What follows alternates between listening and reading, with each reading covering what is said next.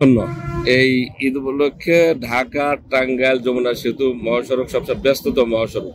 এই সড়কে ঘরমুখী মানুষকে স্বস্তিতে ফেরানোর জন্য প্রশাসনের পক্ষ থেকে কি উদ্যোগ রয়েছে? ধন্যবাদ। এই ঈদে মানুষের ঈদ যাত্রাকে নিরাপদ করতে সর্বাত্মক প্রস্তুতি আমাদের রয়েছে। সার্বক্ষণিক মনিটরিংয়ের জন্য ইতিমধ্যে ভিজিলেন্স টিম গঠন করা হয়েছে। এই সড়কে যে কোনো অপরাধ দমনে আমাদের মোবাইল টিম সার্বক্ষণিক প্রস্তুত রয়েছে। এছাড়াও যমুনা সেতুতে ইতিমধ্যে পাশাপাশি টোল বুথের সংখ্যা বাড়ানো হয়েছে।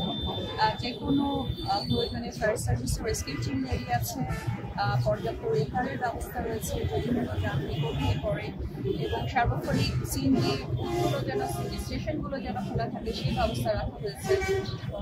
এছাড়াও জেলা প্রশাসন এবং জেলা পুলিশের কন্ট্রোল রুম আছে যে কোনো সমস্যার তাৎক্ষণিক সমাধানে। তো আমাদের সর্বাত্মক প্রস্তুতি রয়েছে। তবে এই ঈদের চ্যালেঞ্জ হচ্ছে যে স্বাভাবিক যানবাহনের পাশাপাশি বহুমুখী যানবাহনও দেখা যাচ্ছে, এবং সেই সাথে সময় সময় বৃষ্টিও একটা সংখ্যা তৈরি করে যানজট হওয়ার। কিন্তু এখন পর্যন্ত কিন্তু কোনো যানজট আসলে পরিলক্ষিত হয়নি সেভাবে, যদিও স্বাভাবিক যে যানবাহনের সংখ্যা 2.5 গুণেরও বেশি। তো আমাদের সর্বাত্মক প্রচেষ্টা থাকবে যে একটি ভোগান্তিমুক্ত ঈদ যাত্রা মানুষকে উপহার দেওয়ার।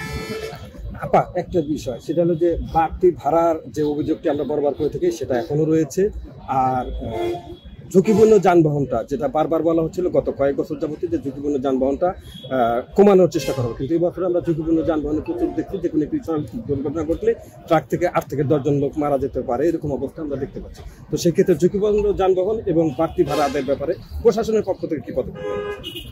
বাড়তি ভাড়ার বিষয়ে কোনো অভিযোগ কিন্তু এখন পর্যন্ত আমার কাছে আসেনি। গতকালও আমাদের এক্সিকিউটিভ ম্যাজিস্ট্রেটরা এই বিষয়ে রাস্তায় ছিল এবং তারা দেখেছে, মনিটর করেছে, এই জাতীয় কোনো অভিযোগ কিন্তু এখন পর্যন্ত আমাদের কাছে আসে। আর ত্রুটিপূর্ণ যানের ব্যাপারে আমাদের মোবাইল কোর্ট টিম কাজ করে যাচ্ছে। ধন্যবাদ।